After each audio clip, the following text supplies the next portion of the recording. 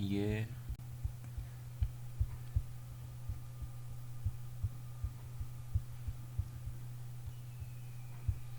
जो मैंने कवर किया है ये एक पूरा टेबल है। अब हर चीज़ के लिए एक टैग होता है, तो टेबल बनाने के लिए सबसे पहले हम टेबल टैग लगाते हैं। तो ये मैंने कवर किया कि भाई ये टेबल टैग होगा हमारा ब्लू में, और एक होती है टेबल रो। देखें, एक रो, दो रो, तीन रो, चार रो, पाँच रो, छः रो, सात रो। तो हमारे पास एक टेबल है और उसके अंदर सात रो है। अब मैं एक वो बना देता हूँ।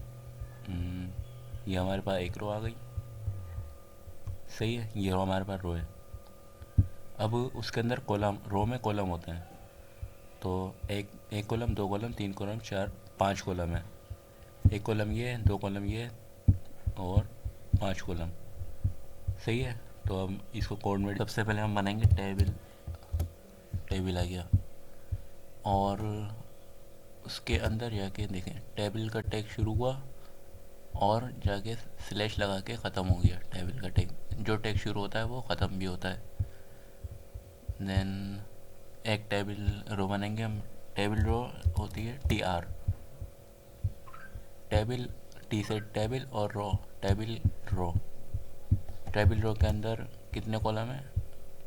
पांच कॉलम है। तो हम टेबल डेटा, ये होता है टेबल डेटा, मतलब टेबल का कॉलम। अच्छा, तो इसका शॉर्टकट ये है कि हम टी डी लिख के मल्टीप्लाई करवा देंगे पांच कॉलम बनाने में, तो ये शॉर्ट आ जाएगा। पांच कॉलम हमारे पास बनकर आ जाएंगे। अब इनके अंदर डेटा फिल कर देते हैं। फीचर्ड, और क्या है, बेसिक, स्टैंडर्ड,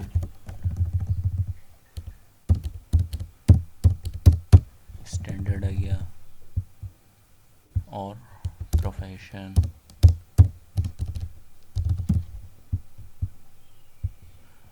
एंड वीआईपी। अच्छा, मैं अगर अब आपको ब्राउज़र पे दिखाऊं तो शो नहीं होगा, क्योंकि हमने अभी सीएसएस नहीं की। जब हम आगे सीएसएस सीखेंगे तो मैं आपको लेआउट वगैरह सिखा दूंगा, कैसे बनती है, डिज़ाइनिंग कैसे होती है। अभी मैं आपको इनलाइन सीएसएस करके दिखा देता हूँ, ताकि आपको पता चले कि इसमें डिफरेंट चीज़ क्या आ रही है।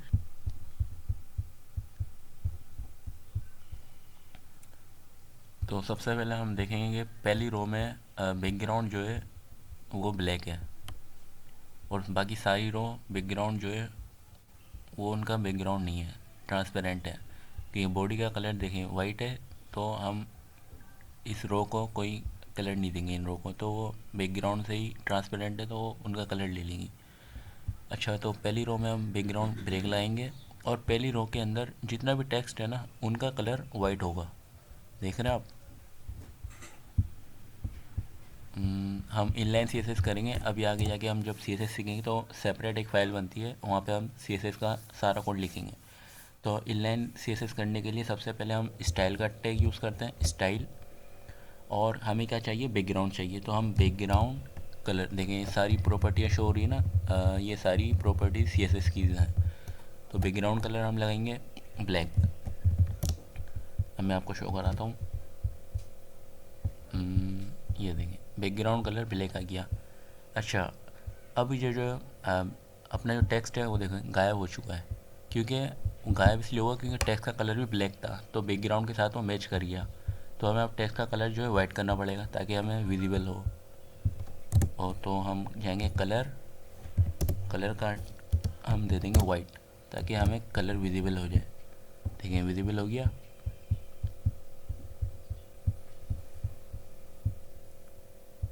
और ये हमने अभी टेबल हेड बना है, मतलब टेबल के जो कॉलम हेड होते हैं ना, कि ये डेटा इस चीज़ के लिए है, तो वो हमने ये चीज़ बनाई है। अब हम बनाएंगे टेबल बॉडी, इनके अंदर डेटा इंसर्ट करना है मतलब। तो उसके लिए हम दूसरा टी आर लेंगे, T D, then X Y Z, सही है। और हमने एक खाली टी डी भी ले लिया, सही है। अब हम चेक करते हैं। देखें हमने जो खाली टीडी लिए थे उनका गैप आ गया, और इसके अंदर मैंने एक्स वाई जी डाला। पहली रो में एक्स वाई जी इसका डेटा, और प्रोफेशन का डेटा एक्स वाई जेड। और हम्म, हमने 4 कॉलम बनाए यहाँ पे, और ऊपर देखें 5 कॉलम है। सही है। अच्छा, आपको अब डिफरेंस दिखेगा इस डेटा में जो बॉर्डर आ रहे हैं और हमारे पास सिंपल है। तो बॉर्डर लगा देते हैं ताकि थोड़ा मैच कर जाए। इस टी में आएंगे, स्टाइल लिखेंगे, और border 2 pixel solid solid black. देखें, मैंने इस एक कॉलम को मैंने बॉर्डर लगाया तो एक कॉलम पर आया बॉर्डर। ये सी एस एस की क्लासें सारी आगे जाके कवर करके मैंने सब पे एक ही सी एस एस अप्लाई कर दी। अब देखें, बेसिक का खाली हमने क्योंकि कोई डेटा इंसर्ट नहीं किया था इसमें, तो कॉलम तो दिखा रहा है और इसमें डेटा नहीं आ रहा। प्रोफेशन और हमने लास्ट कॉलम हमने बनाया नहीं था दूसरी रो में, तो इस वजह से वो वहाँ पे डिस्प्ले नहीं हो रहा। अच्छा, अब एक चीज़ ये है कि टेबल का जो हेड होता है ना, उसमें एक चीज़ ये है कि टेबल का जो हेड होता है उसको हम अगर विड्थ वगैरह, कॉलम वगैरह जो है, कॉलम की विड्थ अगर हम बढ़ाएंगे तो नीचे जितनी भी रो है ना उस कॉलम में वो हम बढ़ती रहेंगी। मैं आपको दिखाता हूँ। अगर मैं पहले इसको बढ़ाता हूँ, विड्थ में कर देता हूँ 100 पिक्सल। देखें, मैंने खाली इस कॉलम को बढ़ाया था, पहले कॉलम को बढ़ाया था। तमाम रो के जो ये फर्स्ट कॉलम होंगे ना, वो उनकी भी विड्थ साथ में बढ़ती रहेगी। देखें, बढ़ रही है।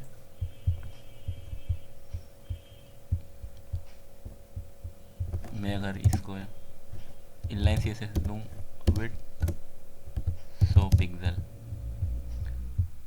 अब एक रो है ना, मैं मल्टीपल कर देता हूँ।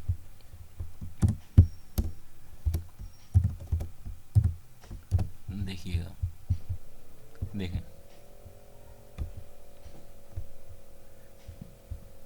अच्छा अच्छा। अब हम देखते हैं रो स्पैन।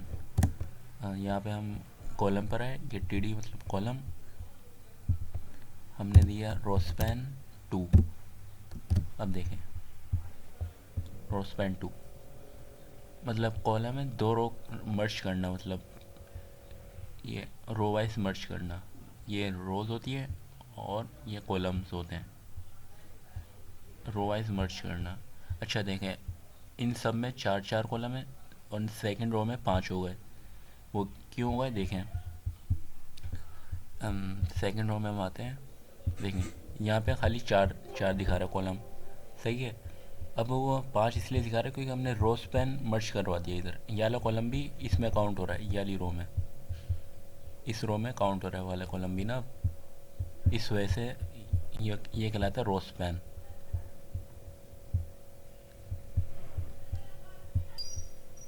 अब हम देखेंगे कॉल स्पैन। अच्छा, ज़रूरी नहीं है कि हमें ना विजुअल स्टूडियो कोड में जाके कोड लिखें, हम यहाँ पे भी मैन्युअली लिख सकते हैं।